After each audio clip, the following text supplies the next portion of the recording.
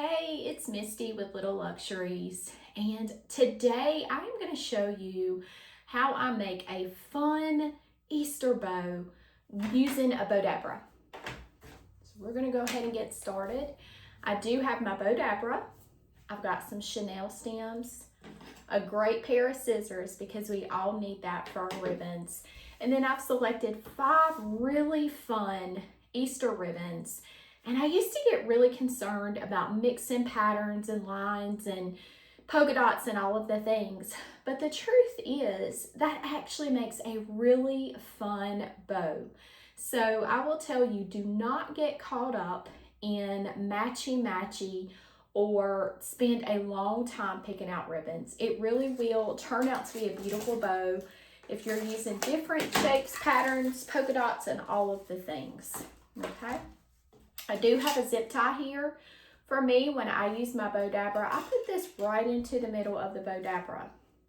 I'm going to grab a 2.5 inch ribbon. This is a really fun one, and you can see there's lots of fun stuff on here. Polka dots and stripes and just some really bright colors that scream spring. So I always take and cut the very end of my ribbon, because I want to start with a straight edge on this bow. I have my cutting mat here, which has the measurements on it, and I am going to do approximately a 12-inch tail. I'm going to go ahead and do that on both sides here, and this will start the beginning of my tails for my bow. I'm going to come in with this fun striped ribbon. This is a 1.5 inch. Once again, I like to go ahead and cut the edge of that ribbon because I don't want to deal with an uneven tail. I want it to be nice and straight when I'm making a bow. I go ahead, I match up to 12 inches right where this other tail is, and I cut my ribbon. And then this is one of my favorite ribbons in this bow. It's these adorable Easter bunnies. Now, something that I will tell you about this ribbon is it's directional. And when I make a bow, I want to make sure that all of my bunnies are in the right direction. I don't personally want any upside down bunnies, and perhaps that doesn't bother you, but it does me. So when I'm working with directional ribbon, I go ahead, I put it into the Bodabra. Once again, 12 inches. Then I take the wand of the Bodabra just to hold the ribbon, and I'm going to cut it. And then I'm going to go ahead and make that straight edge on my ribbon. And then I'm going to make sure that my ribbon is going down where the bunnies are the exact same as they are on the other side. Right down to 12 inches. Now we don't have any bunnies that are looking like they are in the wrong spot, upside down, and it just keeps a cohesive, really pretty look to your bow when you're using directional ribbon. So that's how I do that for those tails. I'm going to come in with a pretty pink striped ribbon. Once again, just to reiterate, I'm going to cut that ribbon so that there is a straight edge on it. This is a really pretty one. It's got light pink and white. It's just a really, really pretty addition to the ribbons in this bow. And then lastly, I'm shaking things up with this really colorful and bold ribbon lastly. And you can see there's all kinds of prints and ribbons and all of the things. So I encourage you, do not be scared to mix up your ribbons. You're going to see what a beautiful bow this makes. Once again, I'm going 12 inches for the loops. I'm going to snip that. So you can see in the Bodabra right now. I'll hold this up so that you can see. I've got my loops on both sides. I've got 5 ribbons that I'm using. I've got the one directional ribbon right here that says bunny rabbit, so I did make sure that all of the bunny rabbits were going in the right direction. And this is the loop part, the tail part of our bow. So these are the tails of our bow. All right. We're gonna come back in and now we're gonna start our loops. This is the fun part because this is where you really start to see the bow take shape. So I am going into my bow dabber to make a loop. Now, I most of the time measure with my heart, but if you are really worried about this and you don't have a cutting mat, here's another thing you can do. If you have a little ruler, any kind will do, measure to about 6 inches on that ruler, all right? Because I know when you're starting out, you need a recipe, right? People that like me that's been making bows for years, you could probably make bows in your sleep, and it's very easy. But when you're first starting out, it's not. I remember that was one of the hardest tasks for me starting out as a wreath maker was making bows. It was just difficult. So I try to show this in a way that you can follow along if you're just starting out. So you can see I've got a 6-inch loop here and here. I literally just kind of hold it up and I make sure that those loops are the same, all right? Meaning 6-inch on this side, 6-inch on this side. And then I am going to continue to go around because I want to make this a multi-loop bow. Y'all see me, I almost cut that ribbon. That would have not been good, guys. I could have continued on, but I don't want to cut it. All right, so I'm continuing to measure 6 there. I'm coming to the other side and measuring 6 here. Do you notice how I just take my fingers and look at those loops and make sure that they're about the same on each side? Now I'm going to cut my ribbon. All right, we are done with this one. I also like when I am storing my ribbons or put my ribbons back, I take a little push pin and put it into my ribbon spool, and that just keeps this nice and together. So that when I'm putting it back for storage, the ribbons aren't going everywhere. I go ahead and spread this out just a little bit along the way. You'll see me fluff at the very end the most, but I'm at least getting that fluffed out a little bit. Now we're going to go in with our next ribbon, and we are going to repeat this, guys. We are going to go 6-inch loops, 2 on each side. And the more that you do this, the easier that it becomes. It really does become second nature making bows. I remember the first time that I was trying to make bows, the hardest part for me, truly, one, was putting ribbon together because I really stressed over that.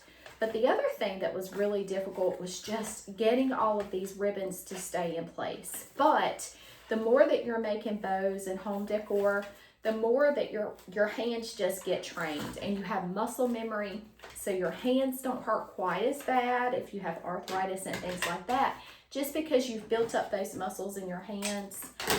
The bow maker helps me so very much with my hands not hurting. I can make a hand bow, but my personal preference has always been to use a bow maker. It just makes it easier for me.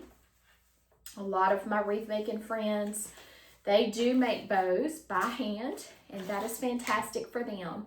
But I don't ever want you to feel bad if that's not your jam, if that's not what you like to do. If you prefer a bow maker, then by all means, use your bow maker and don't be sorry for it. I am continuing to go in now with this adorable bunny ribbon. And you can see, I measure those loops just to make sure that they are approximately 6 inches. I will start on the last 2 ribbons, starting to come in just a little bit more. And I'll show you why at the end that we do that. But for right now, I'm still measuring all of the loops at approximately 6 inches. Okay, I'm going to go ahead, put the wand down. You can tell the ribbons are starting to get thick, and that is the beauty of the bow maker. It holds all of that for you, so you don't have to stress about holding that in place with your hands. All right.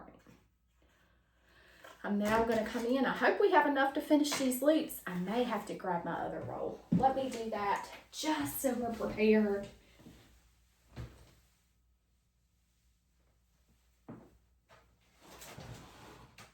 I'm going to go ahead and grab this other roll of ribbon right here because I have a feeling we're going to run out of this one ribbon.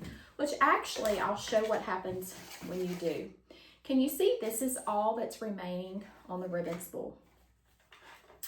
No problem, you still want to use it. We don't want to waste our pretty ribbons. So you can go ahead and start the loop for your bow. All right, you can already tell I'm not going to have enough on this side to complete another loop. So I'll simply put that in the bow maker and clip it. Now, instead of wasting all of that ribbon, there's just this little piece right here. And then, of course, I've got another roll of ribbon. For me, bows sell really well in my Etsy shop. So I always keep the ribbons on hand for my popular bows so that I can make multiples. All right, so then I just continue on making the loops. And this time I'm coming in just a little bit more. Let's make this just a little bit shorter. Approximately 5.5 inches there on that bow. And that just starts to make the bow look a little bit different. And when I pick up this bow and start to fluff it, you're gonna see why I did that.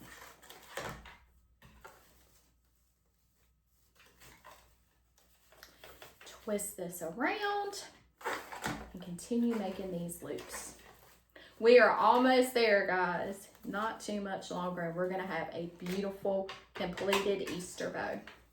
There again, you can always check those loops to make sure that they are pretty even with each other. All right, lastly, for this fun ribbon here, I love all the colors in this one.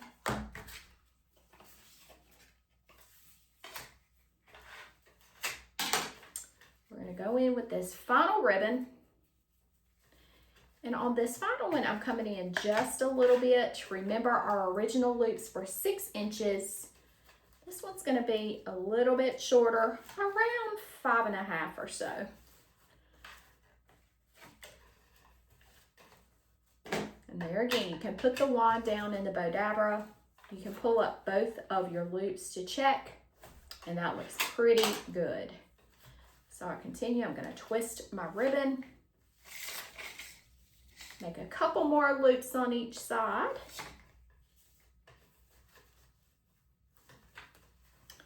One more twist and a loop. Now I like to finish my bows off by doing a center loop. That holds my, or hides my zip tie, and it also hides my chenille stem.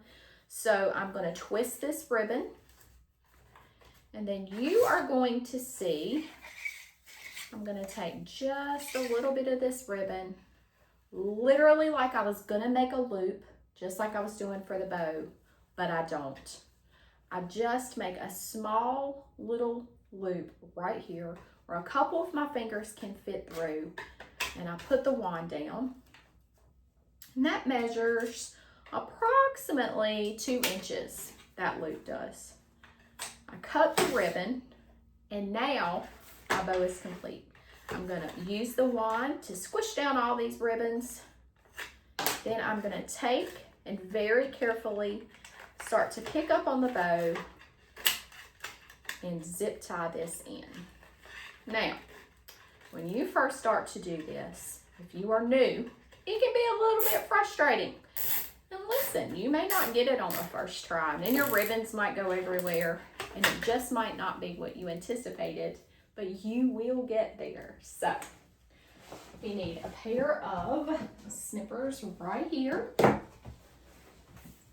You pull that zip tie as tight as you can. Then you're gonna snip the zip tie.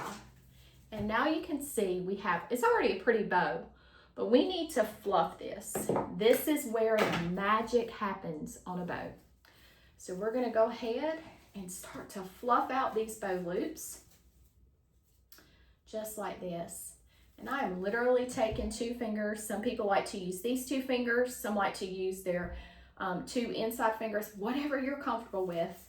I'm literally putting my fingers into those bow loops and just pulling them. Now, don't be scared to do this. You have zip tied and secured your bow so it's not going to go anywhere. You don't have to worry about it. You can give this ribbon loop a good tug and be fine. This is really what brings the bow to life and makes it just look really beautiful, because bows are great to attach to lanterns, garlands, wreaths, all kinds of things. But you want to bring them to life so that they really are great accent pieces to whatever you're putting them on for your home decor. So you can see just taking the time to do that is fabulous. Turning out so pretty. Do you see that? Look at this beautiful bow. And that didn't take long at all. Now, something that I like to do if I'm going to be attaching this to, say, a lantern for the porch, you can take 2 chenille stems, literally twist these together. And this is if you don't already have a long chenille stem, you have the 2 shorts, this is what you can do. Twist that together. I am literally going to go through this bow loop with my chenille stem, just like that. I hold it up to make sure that I'm pretty straight there. And then I'm going to give this 1 twist, 2 twist, 3 twist. And you can see that now I've got a way for myself or my customer to be able to attach this gorgeous Easter bow to a lantern if they would like to for their porch. You could also use this if you're a wreath maker and you like to attach this to a grapevine and you want to use a chenille stem, you could do so. You could literally put this into the grapevine using the chenille stem and twist that to the back. But bows add so much to your home decor. They really do. They're beautiful, they're easy. They're also great shop fillers. So if you have an Etsy shop, customers will absolutely love to have bows. So it's something wonderful for you to be able to offer to your customers. I highly recommend that. I hope that you learned something from me today. I do have a group, a community that I love. I call them my pearls.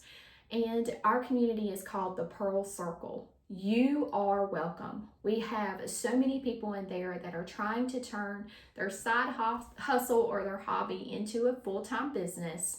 And so I am there. I teach a lot of things about Etsy, a lot of things about business. And then of course we have design. I also have Laurel with Laurel's Designs, who is our design coach and teaches all of the things from centerpieces to attachments to swags to mesh wreaths. She is a guru, and so she has come alongside of me and is a coach in the Pearl Circle. So I'll drop some information, a link at the end of this video if you want to check that out and invest in yourself and try to move your hobby into a business. Then there's a seat for you at the Pearl Circle. Also, if you haven't, I would love for you to follow along and subscribe and like my YouTube channel. I do all kinds of video tutorials here, and I would love for you to be part of that and not miss out. Thank you so much for spending time with me today, and I hope that you will make a beautiful Easter bow too.